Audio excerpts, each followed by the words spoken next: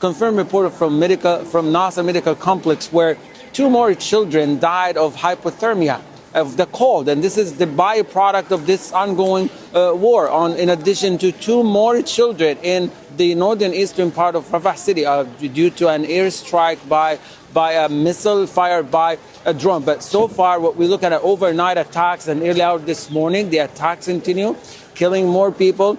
Rescue efforts continue also to remove people from under the rubble. It has been more than 10 hours since the attack happens in the overnight, and the chances of removing anyone alive are very, very slim right now. Just in the past hour, the child that was missing in Al Bureij refugee camp was pulled from under the rubble, already pronounced dead, brought here to the hospital. We've seen the funeral at the courtyard of the hospital. Again, much of the agony and the sadness keeps evolving, and at the same time, the frustration of why this is allowed to continue to happen, particularly to children, the most vulnerable group throughout this genocidal war. They have paid a very heavy price so far. But in Gaza as well, the airstrike continued where 4 more people were killed, and rescue are still underway in the area of a Sheikh Radwan neighborhood where 4 people were already removed from under the rubble. We were told by our source in Gaza there is still more people missing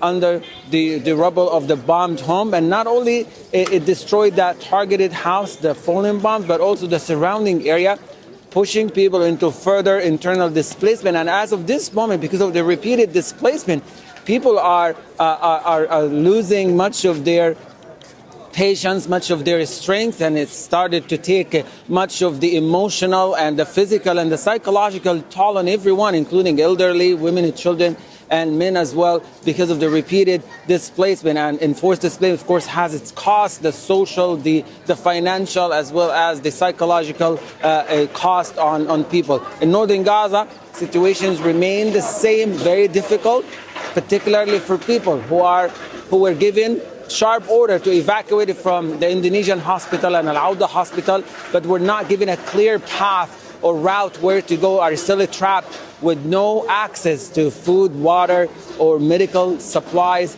for them. Their whereabouts now and their fate is unclear for us, but they endure much of the bombing and the intimidation created by the drones and the quadcopters are hovering at a very low level in the northern part of the Strip.